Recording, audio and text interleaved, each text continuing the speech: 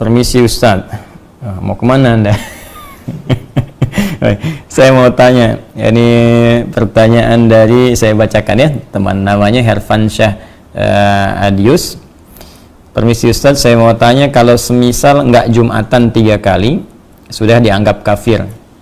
Lantas jika wabah corona ini sampai 1 bulan, berarti kita sudah tidak Jumatan 4 kali. Nah itu gimana ya Ustadz? Baik, bagus pertanyaannya.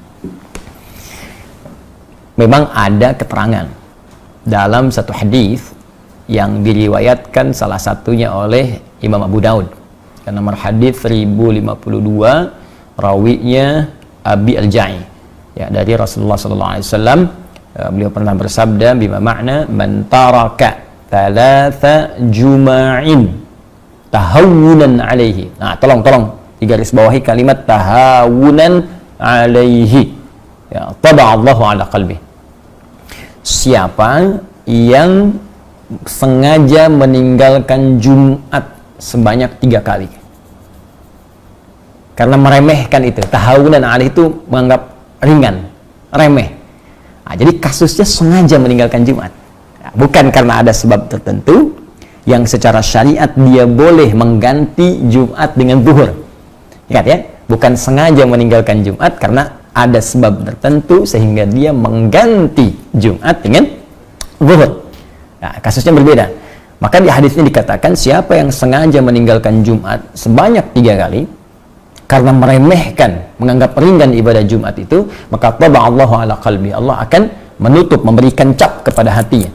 Ya, taba'a sama dengan khatama. Ya, sama dengan Al-Baqarah ayat ke-7 itu ketika Allah mengatakan khatamallahu ala qulubihim wa ala sam'ihim wa ala absarihim ghishawa wa lahum adzabun azim. Maka diancam oleh Allah Subhanahu wa taala, hati-hati. Ya, nanti kalbunya bisa tertutup. Ya, kalau kalbu tertutup, pada akhirnya sulit menerima informasi. Nah, bukan hanya informasi-informasi yang dimaksudkan kebaikan-kebaikan, tapi pada puncaknya sulit menerima nur Allah Subhanahu wa taala.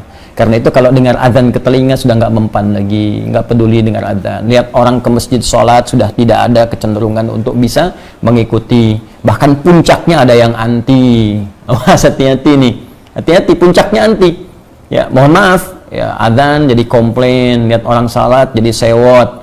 Nah, sekarang padahal ada tempat misalnya yang aman, ya, boleh jadi tidak ada isu virus di situ, tiba-tiba ikut komentar tutup masjidnya misalnya. Nah, ini aneh nih, saat masjid buka Anda tidak ada, ya, saat masjid sekarang ada corona ramai Anda minta ditutup, padahal orangnya nggak pernah ke masjid misalnya.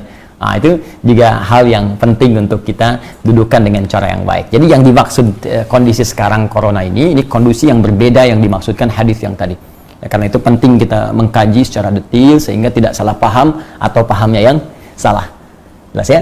Nah, dalam konteks orang tidak bisa Jumat, nah, karena kekhawatiran diduga menyebarnya virus misalnya corona ini, ya, apalagi misalnya mohon maaf di masjid-masjid simpangan jalan, ya, atau sekarang seperti Istiqlal, kan, atau masjid-masjid yang di pinggir jalan yang kita nggak tahu siapa jamaahnya, mungkin dia membawa virus dan sebagainya, maka ada kebijakan di masjid tersebut tidak diselenggarakan sholat Jumat dan jamaah kemudian diperkenankan mengganti dengan sholat zuhur. Bahkan telah keluar fatwa MUI terkait dengan persoalan ini. Maka di sini pernah saya sampaikan berlaku hadis Nabi. Ya, idza maridal 'abdu aw safar kutiba lahu mithla ma kana 'alaihi muqiman sahiha. Kalau seorang hamba punya uzur, bahkan uzurnya pun ya bisa sakit, bisa karena penyakit tertentu, bahkan kalaupun nggak ada penyakit, safar kata Nabi itu. Safar, perjalanan jauh. Ya, karena ada masyakkah, kesulitan tertentu. Jadi ilat perjalanan itu, sebab perjalanan itu bisa karena panjangnya jadi lelah, atau bisa karena kedua masyakkah, kesulitan dalam perjalanan itu yang menyebabkan ia tidak mampu mengerjakan rutinitasnya. Dia nggak bisa Jumat, kemudian dia kerjakan zuhur. Bahkan dalam waktu bukan Jumat pun dia berangkat. Misal saya ingin katakan saya tinggal di Bekasi ini, ya, kemudian saya akan ke Bandung, macetnya luar biasa, macet. Saya sampai di kilometer 57, saya singgah di situ. Nah, situasi macet luar biasa, mungkin sampai ke Bandung maghrib gitu kan, sehingga tidak mendapati asar di tempatnya atau di jalannya. Maka saya jamak qashar. Ya, saya gabungkan zuhur dengan asar, saya persingkat jadi 2. Itu dalam situasi jamak qasar pun, kata Nabi, Anda mendapatkan pahala sempurna seperti Anda biasa kerjakan sebelumnya dalam rutin. Jadi kalau Anda biasa ke masjid, dapat pahala ke masjid. Ya, dapat pahala komplit. Bahkan kalau Jumat pun Anda nggak Jumatan, Anda kerjakan zuhur, pahalanya dapat senilai Jumat. Itu hadis. Nah, jadi ini pentingnya kita mengaji sehingga bisa menempatkan sesuatu sesuai dengan tempatnya. Jadi jangan sampai ada pembicaraan begini misal, lebih baik saya berjuang ke masjid kalau meninggal pun sedang syahid di masjid. Anda nggak bisa pastikan meninggal di mana. Aduh baik, hati-hati, kita nggak bisa pastikan. Jangan-jangan nanti Anda ke masjid meninggalnya di rumah, dan ke rumah bawa virus misalnya. Virusnya menyebar pada keluarga, pada anak, pada istri. Ini lebih bahaya lagi. Jadi carrier Anda membawa nih, jadi agen pembawa virus kepada yang lain. Nah ini penting difikirkan di dalam konteks ini, dan Nabi telah memberikan solusi. Ya, Nabi telah memberikan solusi tentang persoalan yang dimaksudkan. Wallahu ta'ala a'lam bis-shawab. Baik, bismillah. Kita lihat lagi, ada pertanyaan lagi yang lain. Nah, dia. Assalamualaikum warahmatullahi wabarakatuh. Assalamualaikum warahmatullahi wabarakatuh. Pertanyaan dari Mas Panji Adi Pranata. Ustadz, di tempat saya bekerja tidak diberlakukan work from home. Jadi kerja dari rumah. Jadi masih masuk kerja setiap hari. Dan saya selalu sholat berjamaah di masjid. Apalagi lokasi masjidnya ada di seberang kantor. Karena saya berpikiran, saya malu sama Allah ketika kita bisa pergi untuk bekerja mengejar duniawi, tetapi untuk pergi ke masjid nggak bisa. Padahal dari segi resiko sama, ya. Makanya saya masih ke masjid sampai dengan saat ini, kecuali memang sudah ada kebijakan untuk work from home. Mohon tanggapan Ustaz. Terima kasih. Waalaikumsalam. Assalamualaikum warahmatullahi wabarakatuh. Waalaikumsalam warahmatullahi wabarakatuh. Pertanyaan Anda sangat baik, dan tentu bagian pertama, bekerja dari rumah, work from home, sekarang bahkan sudah diperintahkan oleh otoritas di negeri kita, pemerintahan kita, untuk bisa mengatur keseluruhan itu dan memprioritaskan bekerja dari rumah. Jadi kalau sudah diberikan arahan demikian, akan lebih baik kemudian para pengusaha-pengusaha, pekerja-pekerja itu bisa mengikuti instruksi dimaksud dan menyesuaikan dengan keadaan tempat kerjanya. Jadi mungkin yang bekerja di situ memang yang sifatnya memang harus tinggal misalnya di kantor, silahkan. Yang bisa dikerjakan di rumah. Ini saran saya yang pertama, sehingga memudahkan setiap orang untuk bersinergi mengatasi wabah yang kita maksudkan saat ini, yaitu virus COVID-19.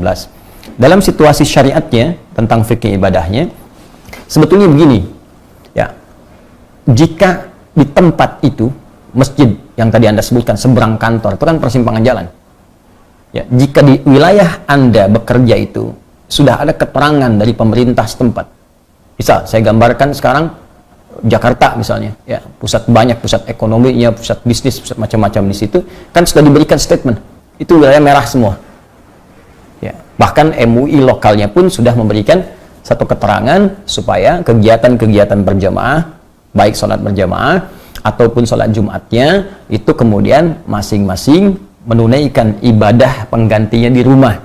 Jadi Jumat diganti zuhur, berjamaah di masjid, ganti jamaah di rumah. Ya, suami ngimami, kesempatan besar, suami ngimami istri, ngimami anak-anak ke bawahnya dan sebagainya. Persilahkan. Nah, itu sudah ada keterangan demikian, karena dikhawatirkan ketika ke masjid, walaupun ada yang terlihat sehat dan sebagainya, karena tidak bisa diprediksi kemana penyebarannya, bisa terjangkit di situ dan membawa virus ke tempat lain.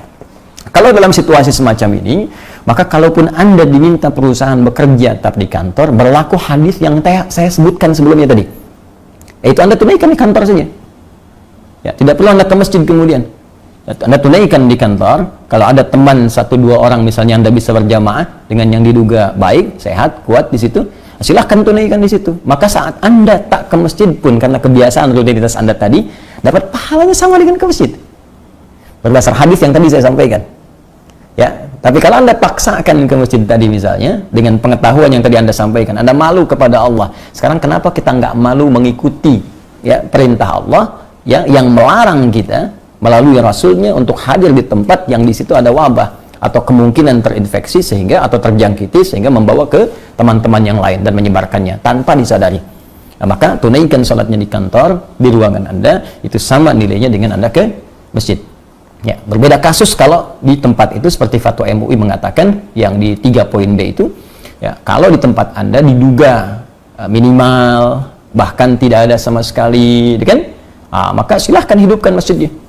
Dan kalau Anda baca di fatwa itu tidak ada kalimat menutup masjid. Ya, tidak ada kalimat menutup masjid. Jadi bukan penutupan masjid. Ya, tapi membatasi kegiatan yang sifatnya berjamaah di tempat-tempat yang tertentu diduga menyebarnya virus. Jadi kalau tempatnya aman, Anda tinggal di wilayah komplek, kompleknya terisolasi, hanya Anda saja di situ dengan beberapa teman yang lain, warga komplek, diduga tidak ada yang suspek dan sebagainya, silahkan ke masjid hidupkan. Kalau perlu Anda lock dulu, ya, lockdown lokal, di lock yang luar-luar, jangan masuk ke komplek Anda. Anda di situ silahkan kumpul dan hidupkan masjidnya, hidupkan. Kalau kasusnya warga khawatir nih, saya misalnya nggak tahu siapa yang terkena, ya jangan ke masjid, selesai. Ya, sudah, Anda yang khawatir nggak usah ke masjid, Anda di rumah. Iya, tapi dalam situasi yang Anda merasa aman, silahkan Anda hidupkan. Kan sederhana sekali persoalannya.